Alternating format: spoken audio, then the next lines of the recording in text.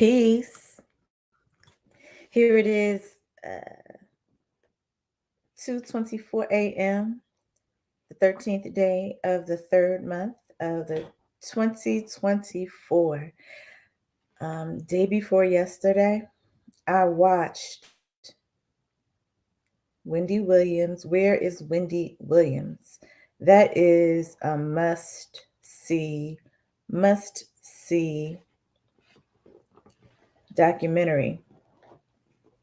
So there are some things that I really liked about it. I'm gonna actually put out a challenge at the end of this because it's really important that everyone watch this movie, this documentary. It was in 3 parts, I think, 3 maybe 4 parts, about 45 minutes apiece.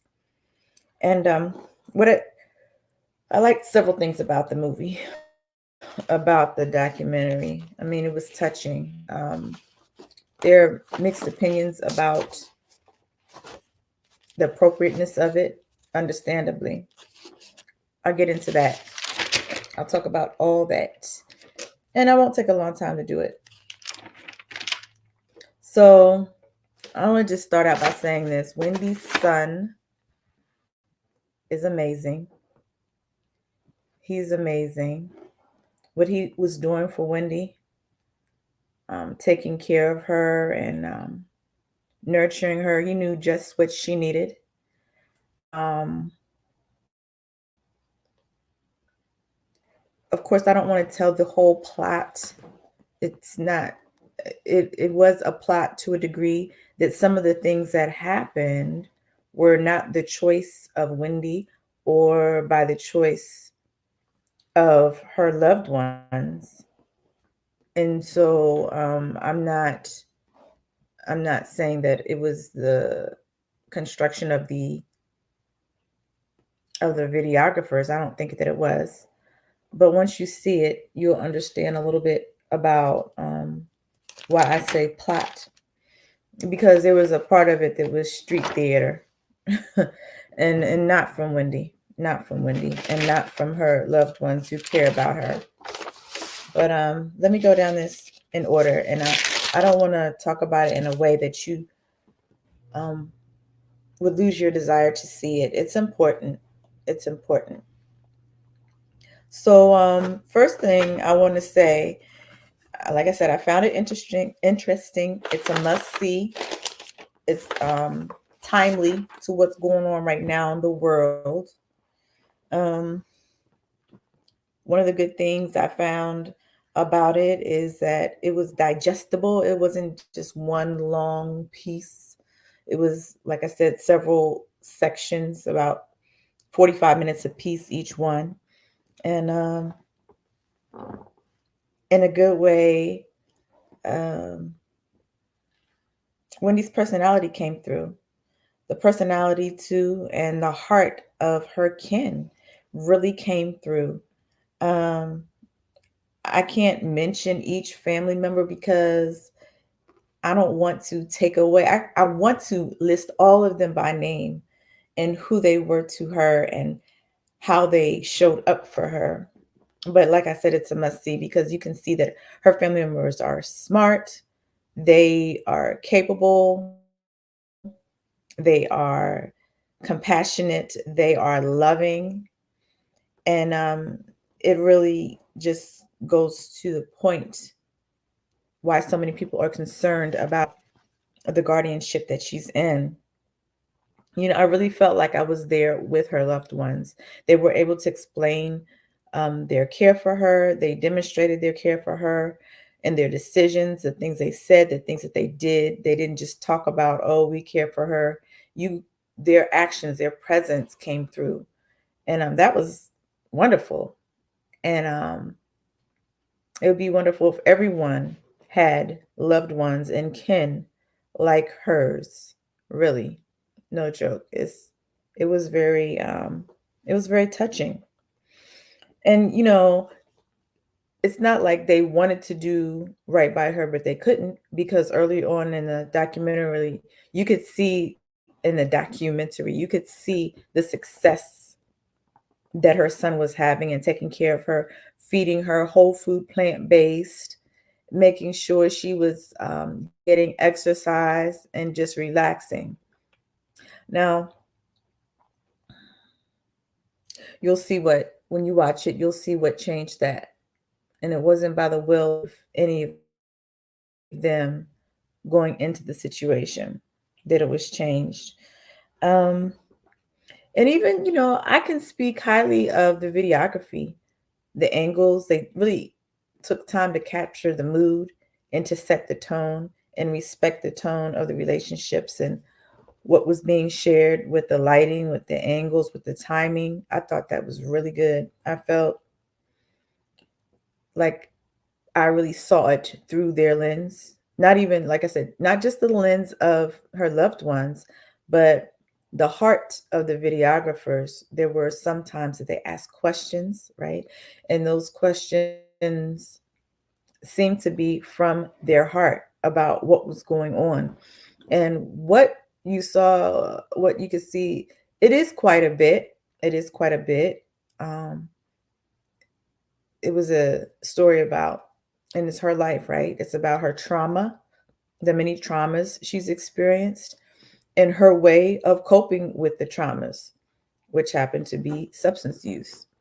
In this particular documentary, a lot of alcohol use, right? And that's what a lot of people don't really address when the professionals address that part of her diagnosis had to do with her drinking. You know, that's a little bit much to point to that without knowing the underlying reasons about why was she used drinking as a coping mechanism. Okay. So, but let me just stay on what was good about it. I learned a lot about the problem, the systemic problem with the guardianship process in that state, and also about the abundance of the guardianship issue being used to oppress people in various states. I know firsthand that there is pressure and it's inappropriate coming from the bank attorneys. And I don't know in New York that that's what they did, that there was pressure. They just maybe followed the law there and received whatever kind of legal response that they wanted. But I know that I have had um, an attorney try to talk me into and explain to me the importance of taking a loved one into guardianship. I mean, not any rule, not any code, not any law, just their will, just their desire, right? So I already know that it's a thing. It's an unethical thing. It's an unsafe thing. Um, it is something that actually causes great harm to the economy because it gets to be expensive. Going through these processes individually, it's an attack on the person. If it's not necessary, it's an attack on the person whose estate is taken. And also um, the budget, the national budget, right, just keeps getting deeper and deeper. So that, and then in the situation with Wendy, her being an heiress of the land, um, could walk in a way that would just bring more balance, right? So it was actually, like I said, a good thing that I can know what's going on and be able to speak to it and be able to strategize on ways I can contribute to make the world better. Another good thing, it was motivating, and watched it, having compassion for her, that made me really think, okay, what can I do to make every day my best day? And how am I showing up in the world for other people? Rather than sitting back and saying, oh, her attorney should have done this or her doctor should have done that. I have a responsibility to speak out about these guardianships, to educate people about these guardianships, and in this particular situation with Wendy. I cannot speak on all of them because, listen, a guardianship is just for this, to guard someone. Now, the word ship would indicate for commerce, shipping, right? On the sea of commerce. So, you know, there are some people who benefit from guardianship situations. Okay, let's see. I learned how far off as a state, how far off the mark that the healthcare professionals are. Now, I'm not trying to say they're not quality professionals. I don't know them. I don't know the specific care that they have given her.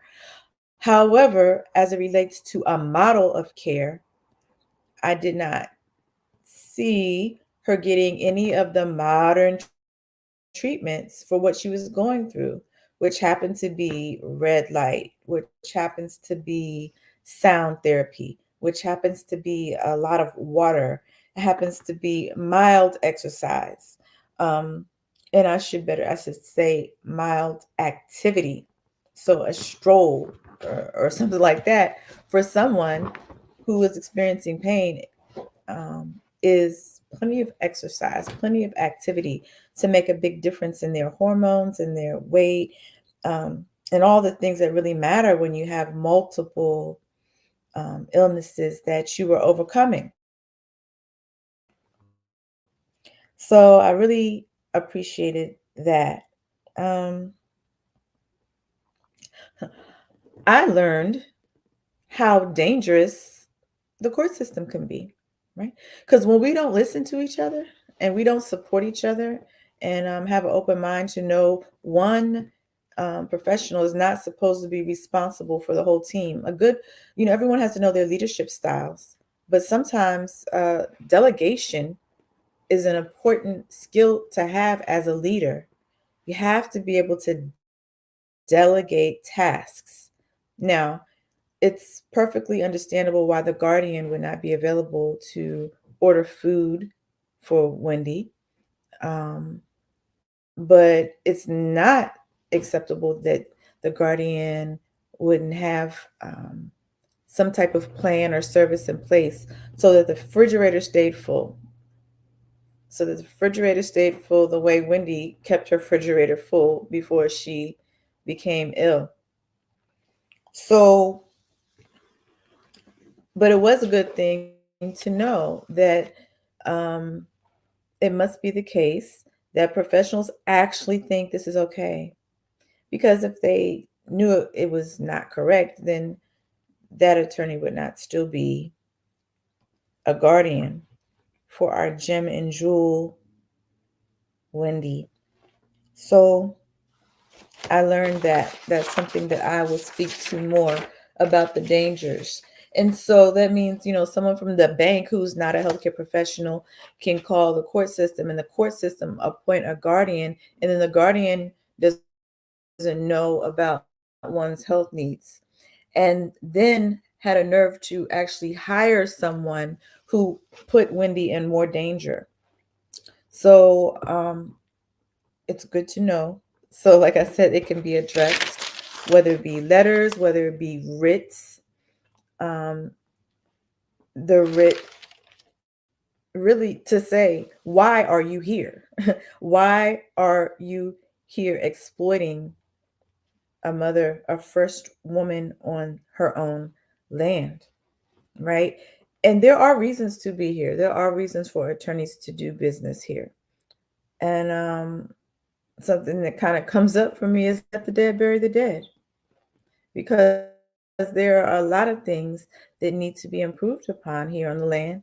And so while you're here, handle it, because we the people can't do everything, and we the people want change, and we the people are awakening, and we're doing so peacefully, and no one's asking those who've been oppressing to go and run and hide. But while you're here, make yourself in a position where you're in the best highest use of your full self. And that's what I'm saying to everyone. I'm saying that to my own self. Make sure my time is spent in the best possible way in this time, because we don't get this time back, you know?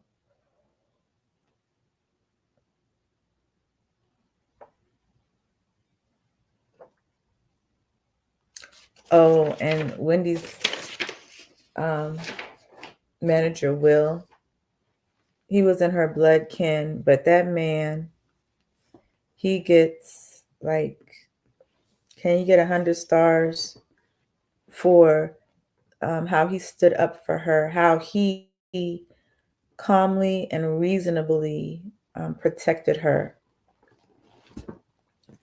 And that's masculinity, that's wisdom, that's working together. As he had a relationship with the son, and he enforced what the son knew was right for women. And that was a powerful thing. All right. Um,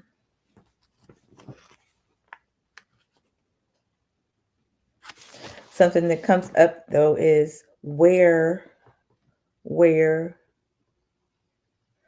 are the checks and balances regarding media and what is put out? The videographers did do a wonderful job in capturing the mood, but there was one particular scene where Wendy is not looking like Wendy normally looks. Now, I'm not talking about the no makeup thing. That's not a problem. Okay, so you don't have one makeup.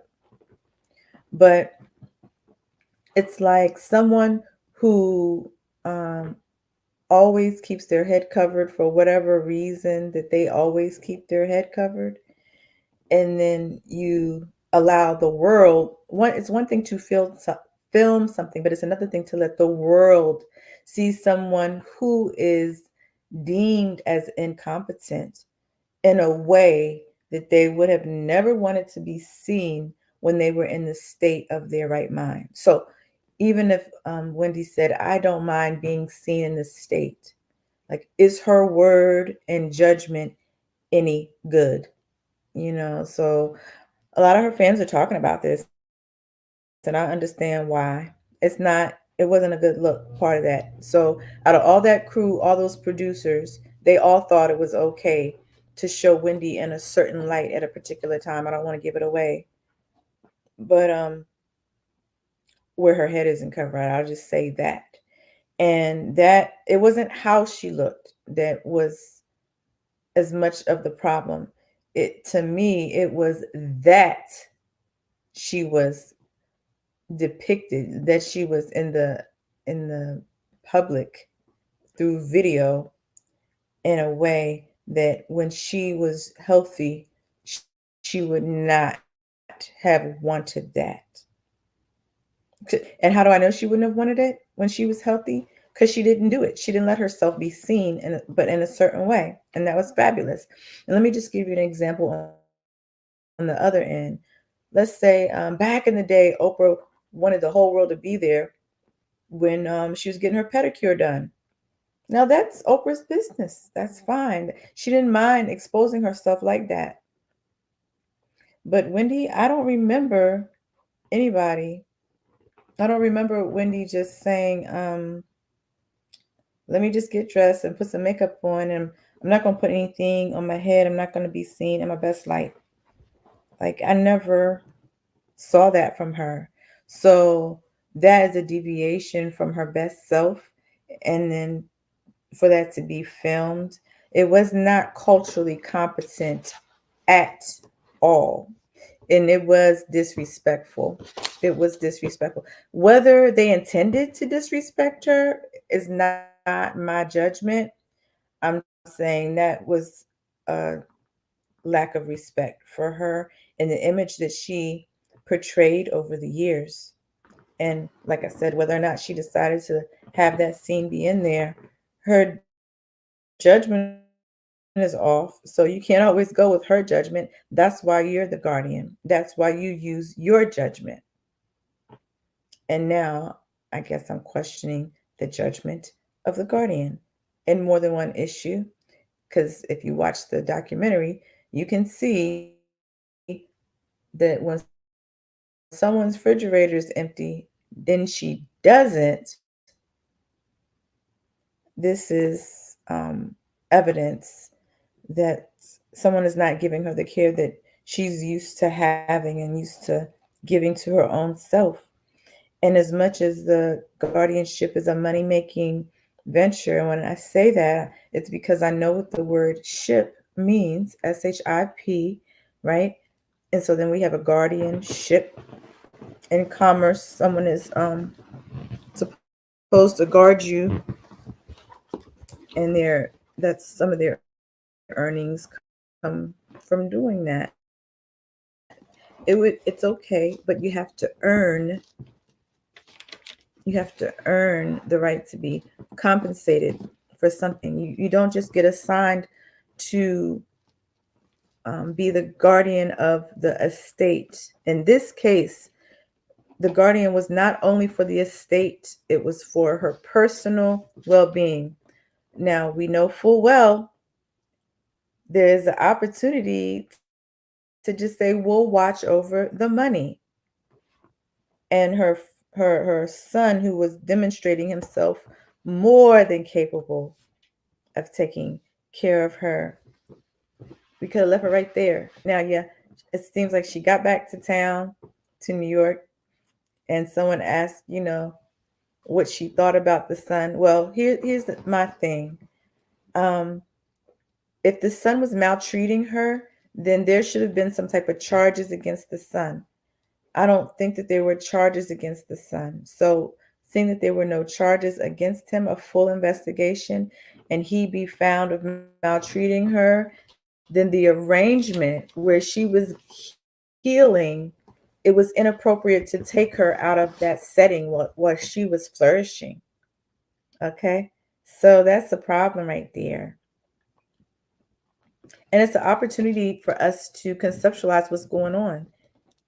If you want to manage her estate, then keep her healthy. Keep her healthy, and you manage her estate if that's what you want to do. But beyond that, now what you're doing is an attack against the living. It's one thing to take someone's funds, which can be recouped, but to take measures and step against someone's being, their health, that's something that um, I'm glad that they showed, but it's definitely a weakness in the people who are in these roles and performing these functions, right? So we want to be personally responsible for the things that we're doing. Yes, the supervisor has a responsibility to train the guardian, yes, but at the same time, the guardian has a responsibility, personal responsibility, to be competent in whatever role that they accept. And if it's something that they don't feel that they are capable of doing, they have the responsibility to say, I don't know about that. I don't know how to do that well. So I'm going to decline to do that. And so we have to communicate more. Right now, everything is on the internet. You can see what's going on. We are human. We make mistakes. All right. But this is something just to be aware of. And another thing the guardian did, the guardian in the video, in the documentary, it does not show the guardian making any efforts to put in a care manager, to put in a 24-hour assistant, to put in someone who is going to cook for Wendy. There was no video about that. Now, in there was no information in the video about that. And I'm not criticizing the videographers for not putting in there. Maybe she didn't do it, or maybe she did it and there was just no evidence that she did it. One or the other.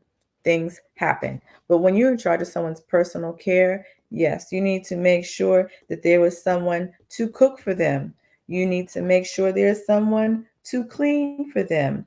You need to make sure they're getting whatever therapy they qualify for in the home.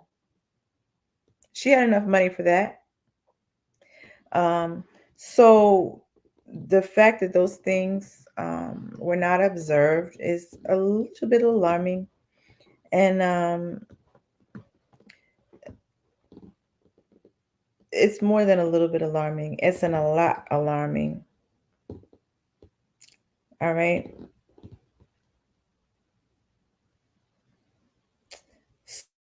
So, one thing I thought came out as a weakness in the situation, not in the filming, but in her situation, is that there was no real evidence that her trauma was being addressed. And so she had multiple traumas. She had the trauma of losing her mom, the trauma of her husband being involved with someone else who seemed a little shady. There's a part in the video where the woman is going up to her house, not the video, but when he talks about the woman coming to her house and taking pictures. This doesn't sound right. This is something a plant would do. Yes. And so that wasn't talked about very much in the video about the efforts to break apart and destroy our families through the use of plants and other social engineering, right? And the use also of direct energy weapons. The reason I mention that is because the 2017 taping where she just passed out happened to be wearing the Statue of Liberty outfit and all that kind of thing. We have to be real about the multiple attacks on the first original people on these lands. So,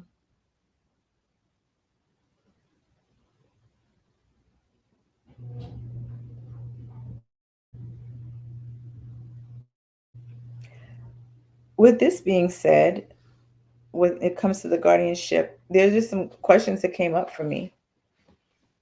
These questions are: why the guardian, who obviously maltreated by neglecting to bring the woman food, she hired a publicist over hiring health providers. The publicist takes her to the other side of the country where Wendy became stressed and her health and her behaviors quickly spiraled downward. And it was against the will of the people who were caring for her. And I don't know that they were paid to care for her specifically. I think they were still getting some type of compensation, but I don't think they were paid for the level of care they were actually giving her. Because Will was giving care as a friend, as a brother, as a protector. Yes, he was her manager, but the level of care he gave her, when you watch it, you will see it really spoke to the man that he is. Now, another thing that kind of stood out is us needing to really develop a skill set and knowing who to trust and who not to trust. This publicist who doesn't know anything about behaviors, what she did was she came in and she took Wendy away from her protection, away from her environment, and she's supposed to be um, adjudged as being incompetent of taking care of her own affairs, but she took her on interviews, allowed her to drink. and just sat there and watched. And then they were talking in front of Wendy, like Wendy wasn't there. Um, I would hate for the whole world to look at this and think that this is how we get along here in America, because it's not. That's not. I think the good thing is that there were enough people who demonstrated competence and care and love that it would override that thought that woman actually would think, the publicist would actually think in any part of her mind, body, and spirit that her behavior was acceptable is a problem. And I mean, I would actually label it, the whole thing, I would label it as human trafficking. Human trafficking. The good thing about it is that it had to be seen, because if the video did not come out, then how would we know what's happening? How would we know that there are so many people who are under guardianships and are being maltreated? From the original report, I had a concern about it, but after watching the video, it's more than a concern. It was right there and on tape what was happening. And for people in society to think that that's okay, that that's just how it is, no, that's not how it is. It's not how to stay. And I think there is definitely an opportunity for us to come together and to protect each other. Yes, my question is, why is this guardian still practicing law with no charges? Where's Letitia James? Is she not attorney general? Does she not have some responsibility for the attorneys in that state? Um, and then Wendy is an heir. So why is a bar attorney handling the estate of an heir? This is Wendy's ancestral estate. This is her ancestral lands. At what point, will the Bar Association and will the Pope come together and the bankers be relieved of their anxiety? Now, I know that it takes women like me standing up and saying, hey, we got this.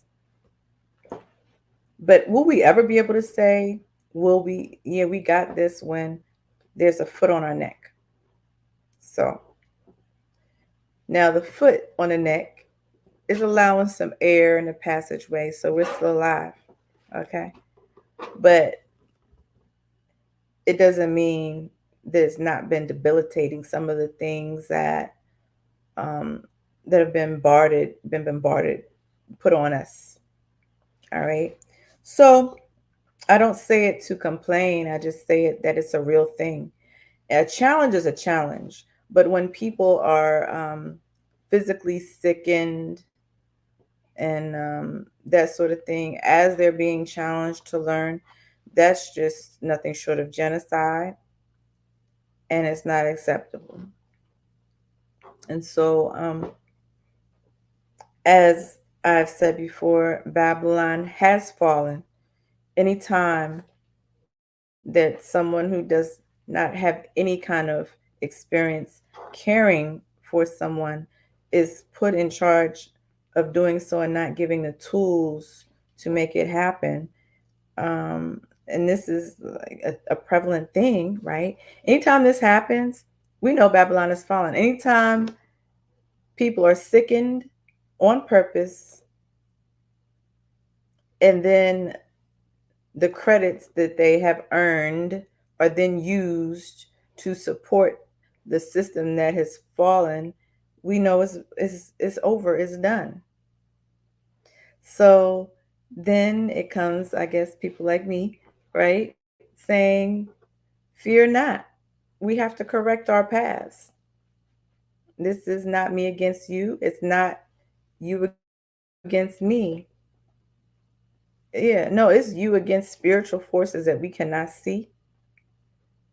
And when people come against those who are in a vulnerable situation, it will come back on them.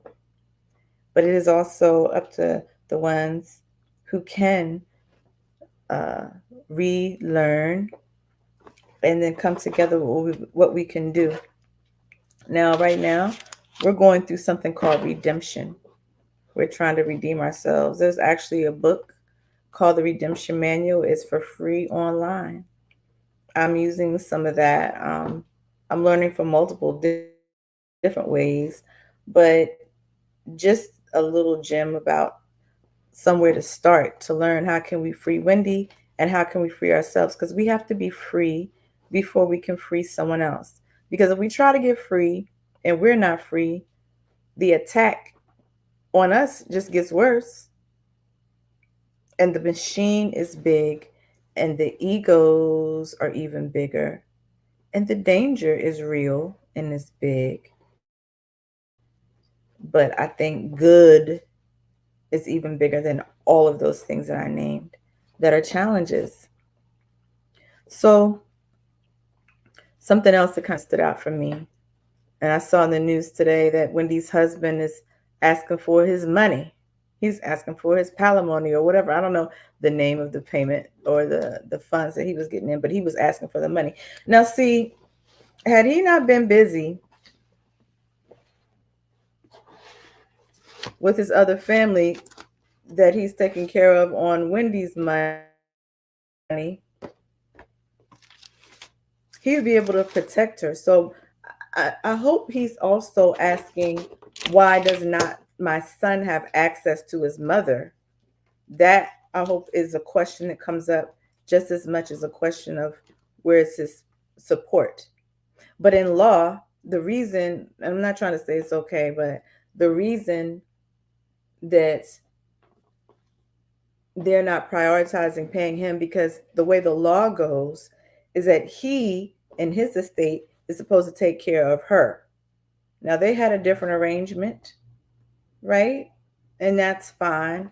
But from a legal perspective and a financial perspective, and these trusts that are underneath the estates, that I should say the estate is in the trust, but these trusts that are not spoken of, the operation of them, and the way the licenses work, it is thought that he takes care of her.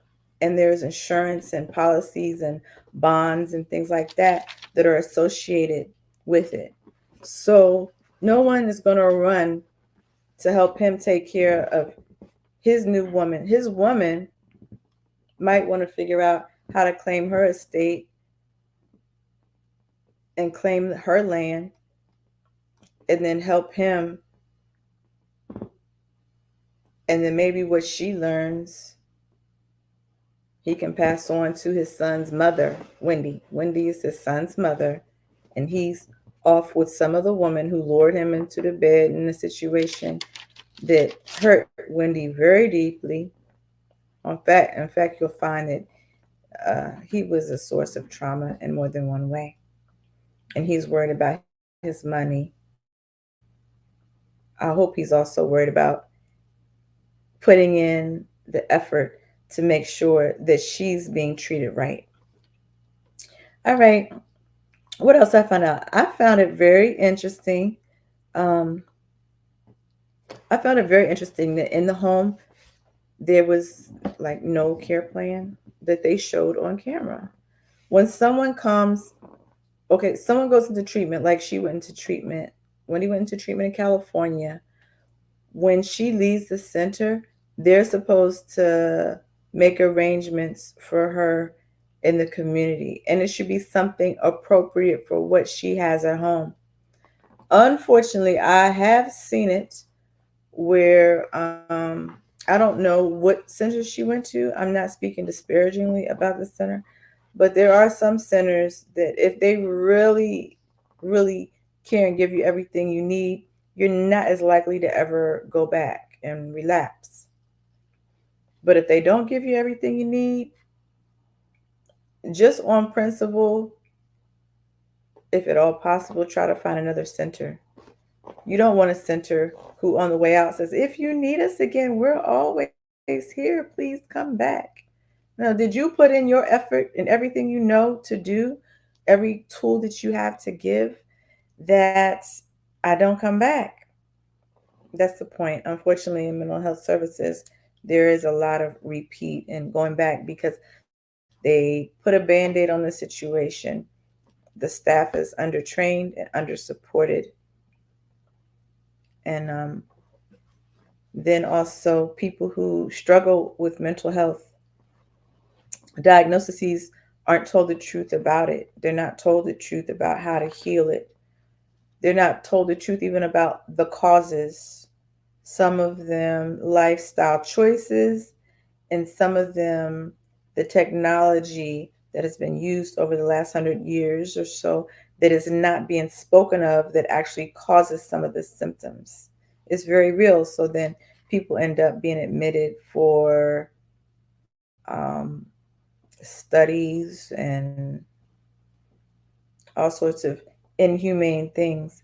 And then, as health professionals, many health professionals are not told about the technology that causes the mental health dysfunction.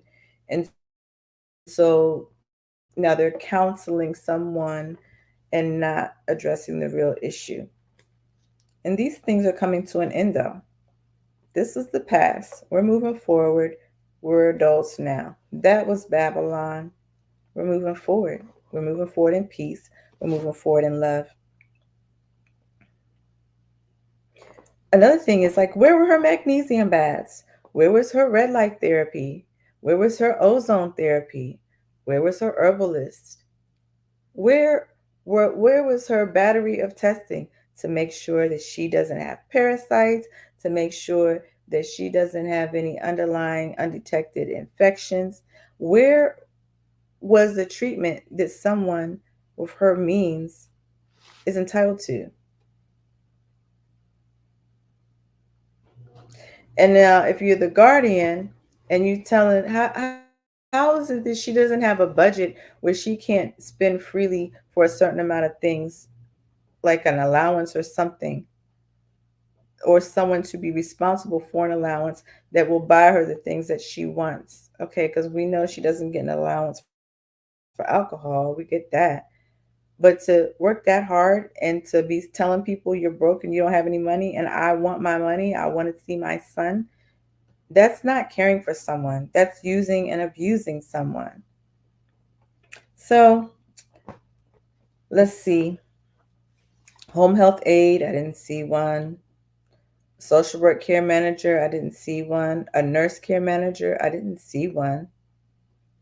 Someone who does speech therapy to make sure she stays sharp, I didn't see one. A support group, I didn't see a support group. What is happening? Now, let's talk about this. For Wendy and for all so called Black women, I don't call myself Black because I know there's a status in law, and I want to be careful to not align with things that would indicate that I think I'm someone I'm not. But here's the thing, I'm not a label anyway. So if someone calls me that, I wouldn't be offended in and on itself. I would just say this: we in commerce, we want to be ourselves. We don't want to be things of the state. We are creations of a magnificent creator. And we have to learn how to manage our affairs and also bring people around us who can manage them in the case that we cannot do it ourselves. And this is where we have to come together because there's no way we can learn banking law, trust law, estate law in a short amount of time in a reasonable way without some type of help, guidance, assistance. And that's part of the attack on our people, that we don't know that we need to know those things, along with civics, along with real history. All right. So hopefully that'll be something that I can share with y'all because I need y'all to be. But when you stand up, you want to stand up and know what you're saying and know what you're talking about.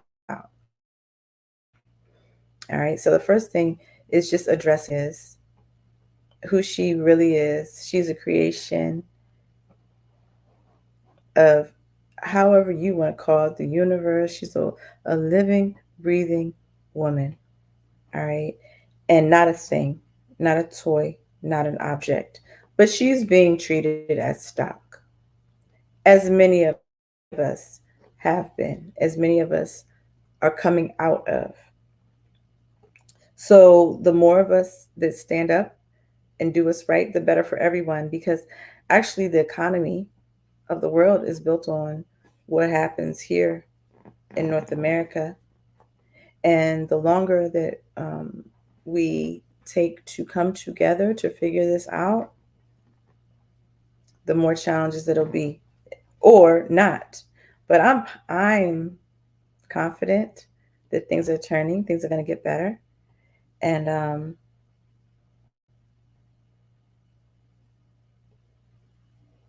I'll just say that.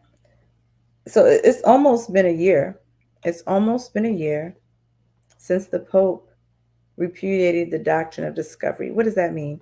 That means that um, the trustee of the Global World Trust, and there is such a thing, they've been trust declared, and everything and everybody by default is held in this trust in some manner or not. Now, one can come and rebut the claims as such and not be held in a trust, but their things are still going to be, their assets or belongings are still in somewhere, and they're going to be in trust.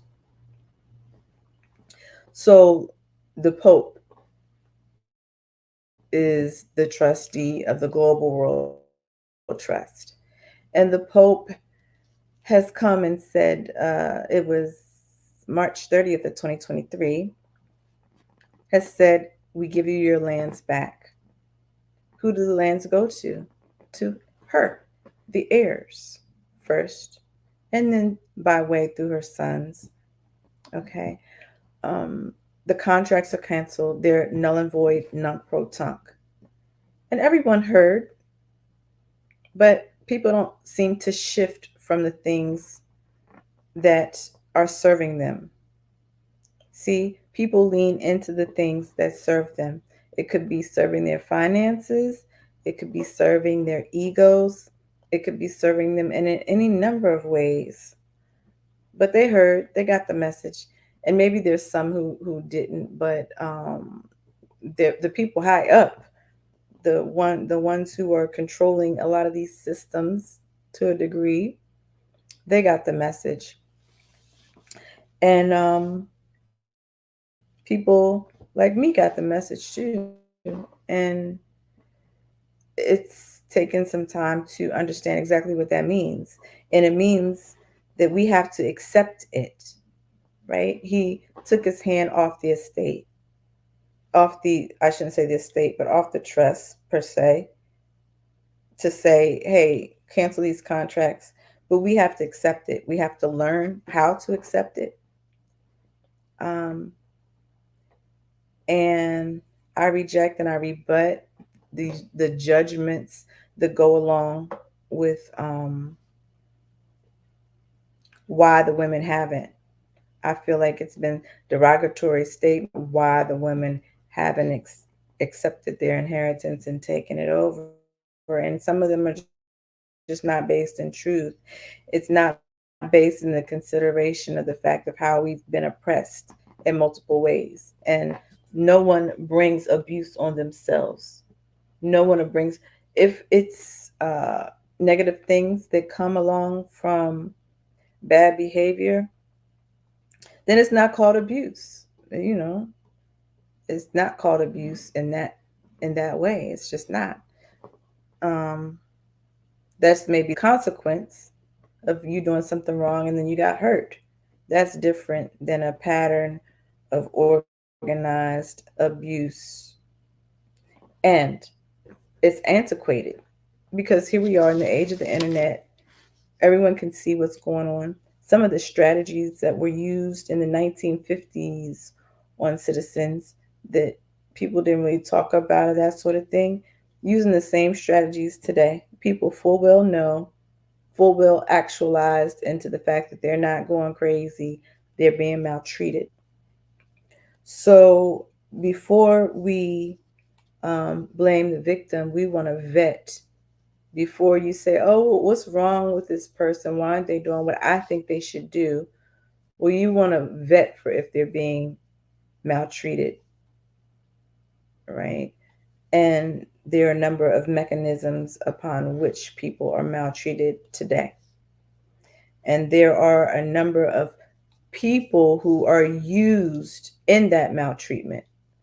And a lot of this system that is evil and wicked and yesteryear's Babylon, right? A lot of it couldn't exist except for people justify it. Like the publicist justified taking Wendy away from her loved ones to take her on a wild goose chase and demoralize her and have her thinking something silly is going to happen that it definitely was not going to happen. How disrespectful. And so this is how we have to know, like I said, how to trust people. And we have to ask ourselves a question: what am I doing and why? And what that lady did to take Wendy from New York to California was despicable. Despicable. And she might not know, and she might think she was good, but when you look at the outcome of what she did, and you know that it was out of the order of authority, you who are a stranger appointed by an attorney who's just trying to get money is definitely not going to know what's best for Wendy. You're not going to know better than her loved ones who have made demands to say keep her in a safe way. And then you make excuses for why you don't keep her in a safe way. And now, whatever business you do, I know, well, I cannot say. At least it's known you are committed to spinning whatever you want to spin in the media. So I don't question your ability on that. But to exploit someone who has an illness is not okay. It's not okay. Just so you can make it seem as if you did your duty, that you're trying to get her work or whatever it is. And appeasing someone who has an addiction is the last thing you want to do. I'm sure she didn't allow her to have alcohol when you saw everyone else was protecting her from it. Yes, this is not good. So I just want to encourage everyone to watch the video. I will soon make another video on my recommendations. And I will say, let's take care of ourselves. Let's make sure we get our time walking and breathing in and supporting one another, and accepting the support that comes, right? And asking ourselves every day, did I do what I had to do today to make the world better? Because this is a pivotal time right now. Either it's going to be better or it's not going to be. And those are the two choices, because there are people who are not fit to be in some of these positions that are making decisions about our lives. And why do I say that? Because I said the other day, there's something called a threat to self for others that we're always assessing for. And if you have a job or you do a thing that brings harm to someone physically or psychologically, then you're not fit to work in positions that would allow you to do that. Everywhere from changing our food and creating quote unquote illnesses and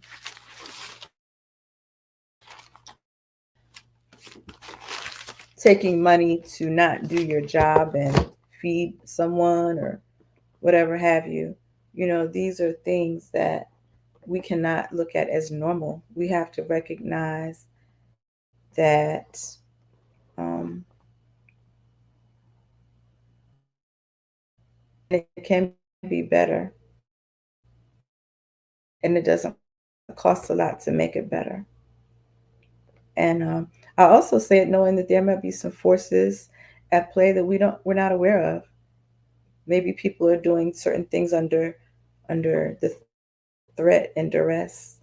It does happen, and the plots come so thick for so many different layers. And I just say I don't want people to be ashamed, because if we make a mistake and then feel like we always have to hide it, we can't say, hey, I made a mistake, I did that thing, and now I'll move on, I'm going to do better moving forward, right? Then we'll always be pretentious and we'll never get to the root cause of things. Yes, so I've made mistakes, I've done things I wouldn't do before. But it doesn't keep me from saying what is right and trying to do what is right. And I do full well know all the many, many, many attacks on people to keep them from standing up, because they don't want to be perceived in a way um, other than what makes other people feel comfortable or other than what their ideal is, right? So, all that to say that take time to take care of yourself, know that you're important, you matter, you're of value, and the world wants to know and hear what it is that is on your mind and heart for how to make things better. And I will share with you some of the things I've been working on